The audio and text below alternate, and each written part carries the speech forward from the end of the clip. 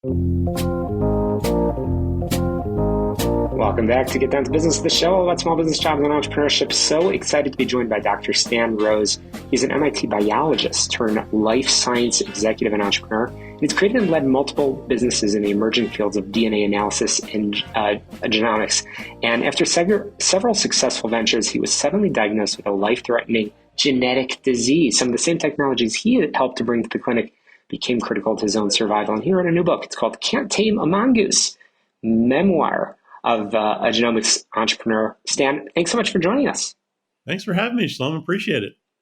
Absolutely. What a fascinating story that you have. And I can't wait to hear all about your story. So your book does have a terrific title, but I have to ask, who or what is the mongoose? So a mongoose is an animal that is native to parts of Africa and Asia, and was introduced into the Caribbean by some of the colonists in the 1400s through 1700s. And because it's prey, it tends to be snakes and rodents. And they thought this would be a good way to address that problem. Probably the mongoose would have made it just by stowing away on the boats anyway, but that's what a mongoose is. So let's talk about your own trajectory. Again, your story is fascinating. You were an MIT scientist. It's not often that I hear that as the beginning of somebody's story, and then becoming an entrepreneur as sort of the next step. How did that happen? Yeah, it happened because I was at MIT as a biologist working my PhD beginning in 1979. And that basically the next few years, the biotech industry came into being. And a lot of people's thinking, including my own, about the role of industry in advancing science and ultimately using those advances to improve human healthcare changed dramatically during that period. And so I just got swept up in the enthusiasm about what was going on with all of these biotech companies being started, and seeing professors either founding companies or becoming advisors to companies, and realizing that that by working with companies, there was an opportunity to put, magnitudes of more funding to work on a given problem, and also to not just generate knowledge, but to take that knowledge and then have an impact on people's lives with it. So that just changed my whole idea about what I wanted to do with my career. Absolutely. I'm chatting with Dr. Stan Rose, and Stan, we already covered the book title, Can't Tame a Mongoose. But what prompted you to write this book? Yeah, well, what prompted me was, quite frankly, early in the pandemic, I was doing some thinking about, first of all, I'd been encouraged for a long time to share stories from the various ventures I've been in. And, I really wasn't all that interested, but all of a sudden I had some more time in my hands. And I thought, if I'm going to write something, there's tons of stories I could tell people about, but I'd like to find something that would be really helpful to aspiring entrepreneurs. And as I sat down and started pulling together stories and putting pen to paper, one day I had this epiphany that one of the things that's really under-recognized when people talk about starting new businesses is the impact of unexpected events. And I can go into that in a lot more detail, but that wound up becoming the central theme and really helped me choose the stories that I wanted to share. It was really about the impact of unexpected events on businesses and on people's lives, as well as what I would refer to as values, approaches, and strategies that I believe can increase the likelihood of being able to navigate past an unexpected event to a successful outcome. And I thought that'd be worthwhile sharing. Mm-hmm. So, Stan, what challenges do you think biopreneurs face today, and are they unique to the biotech industry? Yeah, I don't. For the second part of the question, it's easier to answer. I don't think they're unique to the biotech industry. I think it's sort of the classic problems of obtaining funding. Well, first of all, coming up with a truly good idea. Um, I would say second, pulling together the right team of people to take that forward, collectively coming up with the right approach, and then finding funding. And then there's a series of issues that follow that in terms of implementing your plans. But yeah, I don't think they're particularly unique. I think right now, it, Hmm. it I think across industries, it's more challenging than it was a couple of years ago. If I sort of focus on 2021, for example, there was a lot of exuberance and a lot of money flowing freely in the marketplace, and a lot of companies got funded, and it's a lot tougher now. And I've been around long enough to see us go through a number of these cycles, but many people who just were starting out, in 2020, 2021, that time frame, maybe this is the first time they've been through something like this. Yeah, absolutely. It sounds like a lot of the same challenges that general entrepreneurs face. So you definitely answered that question. So can you give us some examples? Use the term inevitable, unexpected events.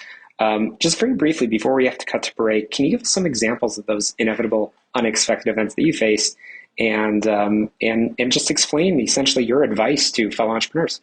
Yeah. So first of all, let me clarify, why I refer to them as inevitable, and that's because they occur with a high enough frequency that if you were in business for several years, there's no question you would have run into events you never expected, probably multiple times. I've actually yet to meet someone who started a business, ran it for several years, and can honestly tell me they never encountered anything that they couldn't possibly have imagined and then had to figure out how to deal with it. Absolutely, absolutely. And let's cut to a quick break over here. When we come back, I want to continue my conversation with Dr. Stan Rose as we talked about those unexpected, inevitable events and learn some of those lessons from your experiences. Again, a quick break here on the show all about small business, jobs, and entrepreneurship. We'll be right back.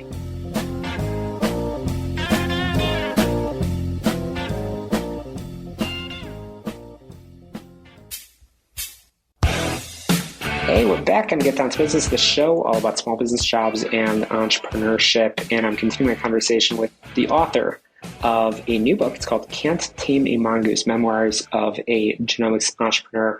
And that's Dr. Stan Rose. Stan, we were just chatting about inevitable, unexpected events, which almost sounds like a paradox, but it isn't. We were just talking about that before the break. Can you explain it a little bit more? Yeah, sure. So, again, these are things that happen regularly. All entrepreneurs face them. I think the reasons that businesses don't succeed. So first of all, this is all rooted in the fact that roughly 90% of technology-based businesses don't survive more than 5 years. The reasons why they don't survive are all well documented. So I wasn't really interested in talking about that. I think what's underappreciated is the fact that these events happening in the moment, what I call moments of truth, when they were never expected, is a major reason why businesses don't succeed. In particular, when the founders, CEOs, their teams are not really well prepared to deal with these events. And so really the second and more important part of the book isn't just the occurrence of these events, but giving some advice based on my experience and through my stories on a practice that one can develop that I think increases the likelihood of being able to successfully navigate past these.